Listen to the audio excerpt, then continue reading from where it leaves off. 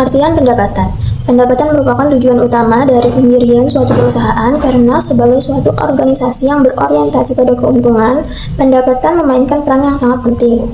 Pendapatan merupakan faktor penting dalam operasi suatu perusahaan karena mempengaruhi tingkat laba yang diharapkan pada gilirannya akan memastikan bahwa perusahaan tetap beroperasi.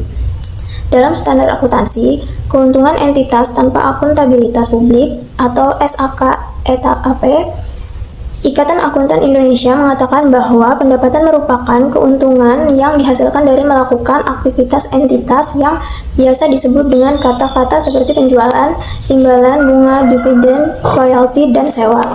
Yang kedua yaitu pengertian piutang. Piutang adalah klaim korporasi atas uang, barang, atau jasa kepada pihak lain akibat transaksi di masa lalu. Tagihan yang tidak disertai dengan janji tertulis disebut piutang. Itu berarti suatu aktivitas dapat dikelompokkan sebagai piutang jika memenuhi beberapa persyaratan berikut.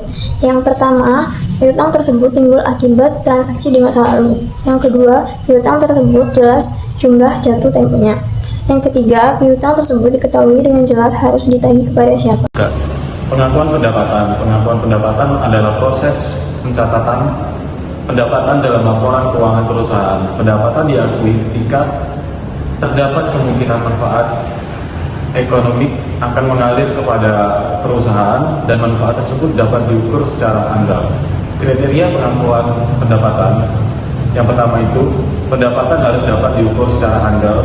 Yang kedua, pendapatan harus dapat direalisasi.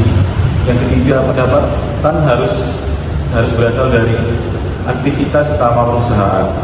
Sumber pendapatan yang pertama, pendapatan operasional dari aktivitas utama perusahaan. Pendapatan yang kedua, pendapatan non operasional dari faktor eksternal. Piutang adalah aset perusahaan yang muncul dari penjualan kredit di mana pembayaran dilakukan di kemudian hari.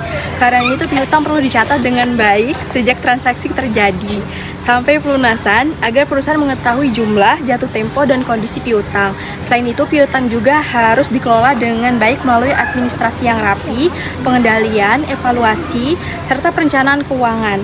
Hal ini bertujuan untuk mengurangi resiko kerugian dan menjaga kelancaran arus kas. Kesimpulannya adalah pencatatan dan pengelolaan piutang yang baik sangat penting untuk menjaga stabilitas dalam perusahaan. 4 jenis-jenis piutang. Yang pertama, piutang usaha. Dari penjualan kredit jangka pendek, biasanya tanpa menggunakan bunga. Yang kedua, piutang wesel. Menggunakan surat resmi, ada jatuh tempo, dan berbunga. Yang ketiga, piutang lain-lain. Biasanya di luar usaha utamanya. Contohnya seperti piutang karyawan, pajak, dan bunga. Yang keempat, piutang tak tertagih. Biasanya piutang tak tertagih itu muncul karena pelanggan tidak mampu untuk membayar. Piutang memiliki dampak yang luas terhadap laporan keuangan karena memengaruhi neraca, laporan laba rugi, dan arus kas. Dalam neraca, piutang dicatat sebagai aset lancar yang dapat meningkatkan total aset, tetapi juga berisiko menurunkan likuiditas jika sulit ditagih.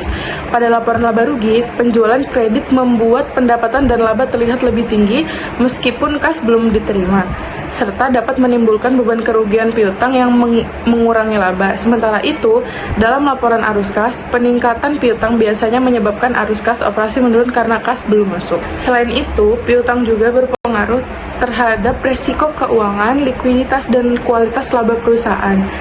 Piutang yang besar meningkatkan risiko tidak tertagih dan dapat menurunkan kualitas laba karena belum direalisasi dalam bentuk kas.